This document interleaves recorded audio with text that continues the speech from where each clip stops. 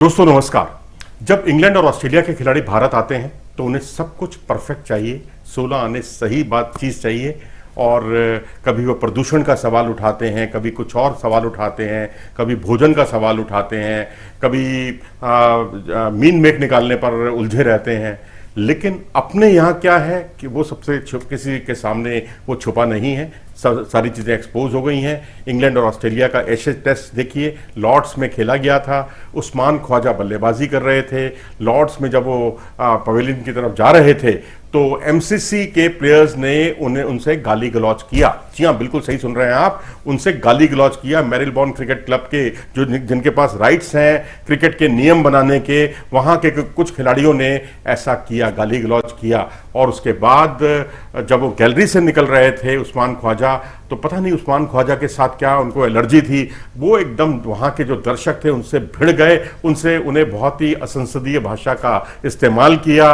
और उसमें एमसीसी के पास जब ये मामला गया तो एमसीसी ने माफ़ी मांगी ऑस्ट्रेलिया से। उन्होंने कहा कि नहीं, हम ज़रूर कुछ एक्शन लेंगे, और बाद में 3 लोगों को उन्होंने निलंबित भी कर दिया। लेकिन ये घटना क्रिकेट को शर्मसार करने वाली घटना थी। इतना ही नहीं, आपने देखा होगा कि पहले जब ओलंपिक हुआ करता था तब अपनी बातें मनवाने के लिए, पूरी दुनिया भर का ध्यान आकर्षित करने के लिए जो टीवी प्रसारण होता था उसमें कुछ लोग खलल डालते थे, और वही कुछ लॉर्ड्स में देखने को मिला। क्योंकि जो सरकार की जो तेल नीतियां हैं उसका विरोध कर रहे थे वहां के प्रदर्शनकारी, वो वहां मैदान में घुस गए। और वहां से आलम यह था कि एक खिलाड़ी को तो जो जॉनी बेस्टो थे, उन्हें एक प्रदर्शनकारी को उठाकर बाहर ले जाना पड़ा, और उससे उनके कपड़े भी गंदे हो गए। फिर वो बाहर गए, अपनी टी शर्ट चेंज करके आए, बदल कर आए।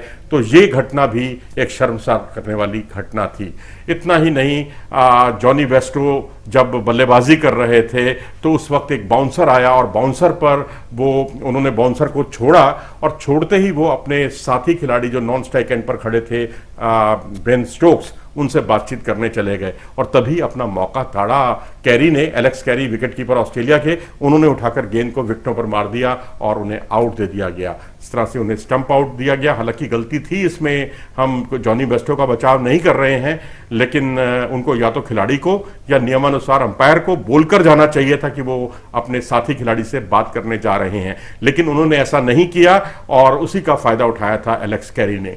तो अब जाहिर सी बात है कि आप अगर खेल भावना के हिसाब से देखें तो ये भी गलत है, क्योंकि आप तो जेंटलमैन क्रिकेट की दुहाई देते हैं कि दुनिया भर में आपके जैसा जेंटलमैन क्रिकेट जो है खेलने वाला कोई दूसरा नहीं है। लेकिन क्या यही जेंटलमैन क्रिकेट है कि आप बिना किसी उसको बताए हुए, आप जो है कोई चेतावनी दिए बिना आप आउट कर देते हैं, अंडर आर्म से गेंद को विकेटों पर बखेर देते हैं? नियमानुसार आप गलत नहीं हैं, लेकिन अगर खेल भावना को देखा जाए तो उसके ये विपरीत आचरण जरूर कहा जा सकता है।